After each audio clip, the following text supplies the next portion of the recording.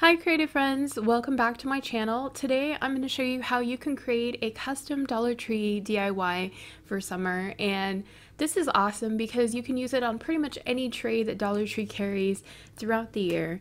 So I'm going to show you how to create the custom tray, and if you are interested in checking out the pot holders that was in the previous video, and that way you can decorate your whole kitchen for summer. Let's talk about what supplies you'll need for this project. We're going to be using a Dollar Tree pineapple tray, super cute, right? Also, we'll be using a Cricut scraper tool, a weeding tool, a pair of scissors, and we're using the removable premium vinyl. This is in the tropical sampler, really pretty, and some transfer tape.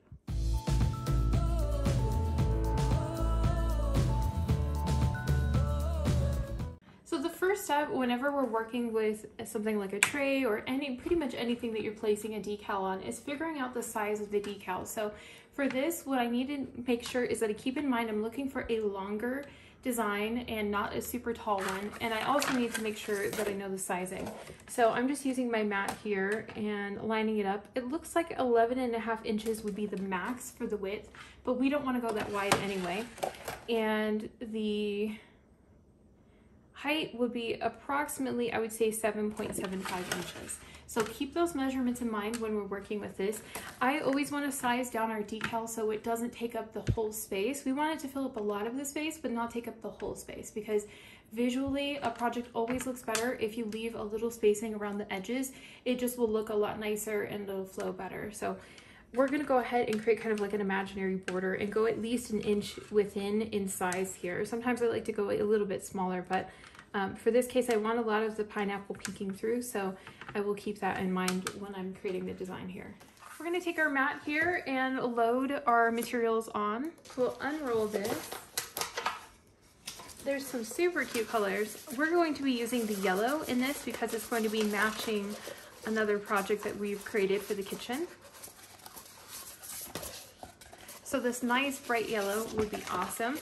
And we're going to apply it to the mat. We're using the standard grip mat.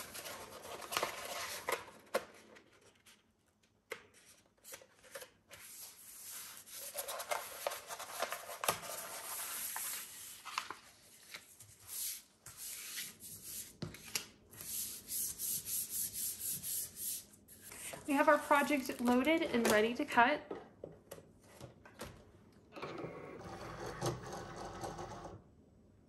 We're using the standard fine point blade, and let's get started.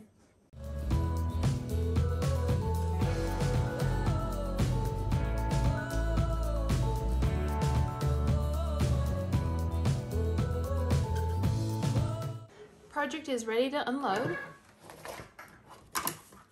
We're going to take our mat and flip this over. Hold on to your project and roll your mat away. This makes sure that your project doesn't have any significant bends or anything that would mess it up. We're going to flip this over. Since we didn't use the full sheet of vinyl, we're going to cut away the pieces that we didn't use and save those for another project.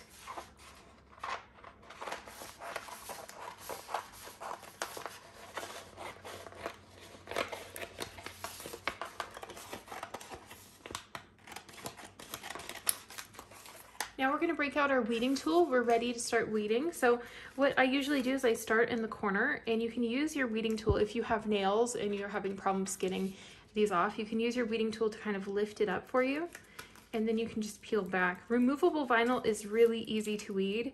It's one of my favorites to work with. So this is great for indoor decor projects. If you were planning on creating something that you were going to constantly be wiping or washing, you definitely would want to use permanent vinyl instead. But if you're using something with light wear, something like removable vinyl is amazing for that. And I like to cut away the sections that I'm not using here as soon as I've removed them, just because trying to weed and have control over all of this section would get really to be kind of a pain. So you remove that and it's easier to kind of pay attention to what you're working on here. So let's go ahead and start removing the rest.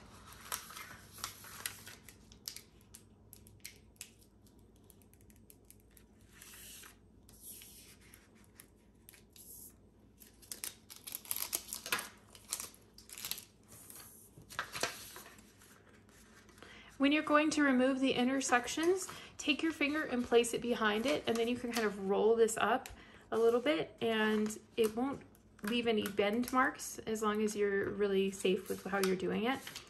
And when you get to a part that you have resistance, cut away the vinyl, and then you can come back and weave those in separate sections.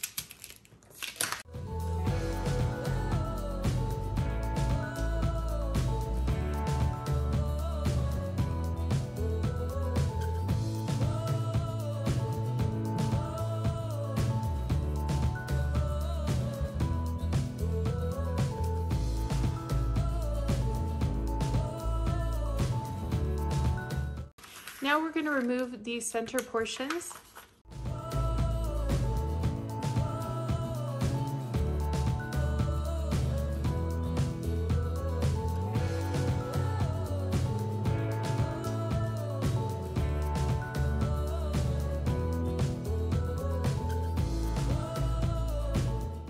And we have our finished decal. Make sure to remove your scraps from your work area. So we're going to break out the Cricut transfer tape, and we want to cut a piece of transfer tape that's large enough to fit over this, because we're going to transfer it using this to our project.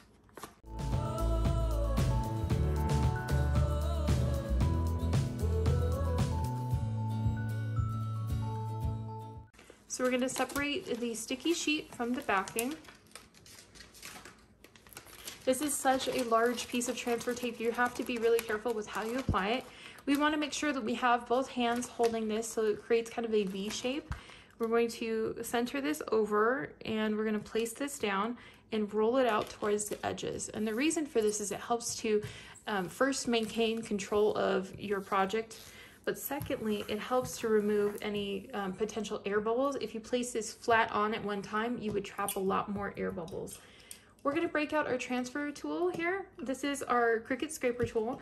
And we're going to start from the center and start pressing and moving this along. This is called burnishing. And we're just trying to press out any air bubbles. So we have to go along the whole decal and make sure that this is completely adhered. And if you see any air bubbles, you want to press them out away from the edges of your design. So if you have a little air bubble here, you would press it out here, or you could press it out down that way.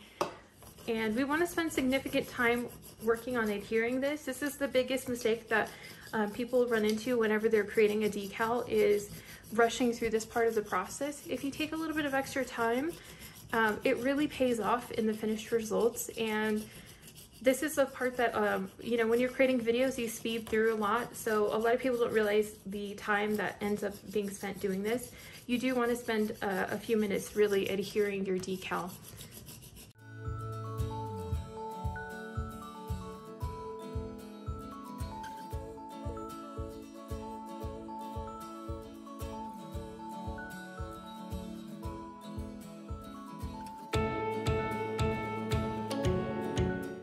Once you've adhered the front, we're going to place this over the other direction, and we're going to work on it from the back as well. This is a trick that helps you to make sure that your decal really fully transfers.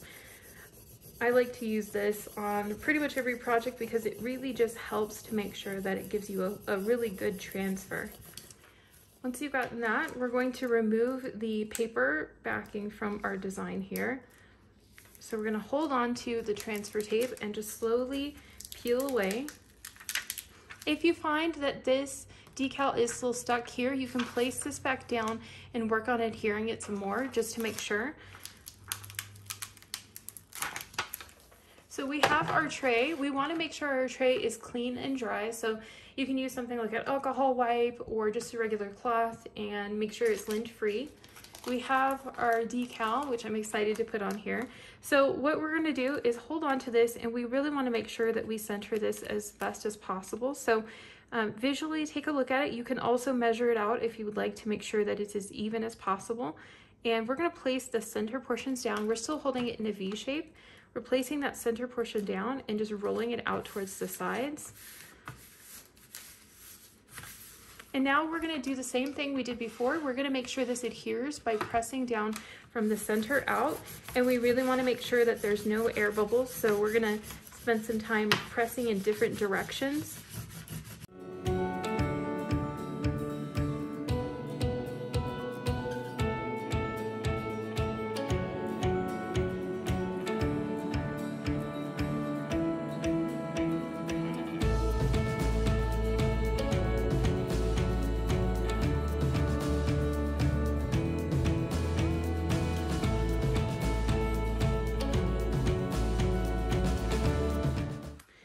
spent some time adhering it, you're going to go ahead and lift up a corner.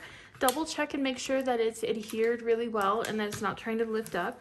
And if it looks good, then you can slowly peel this away.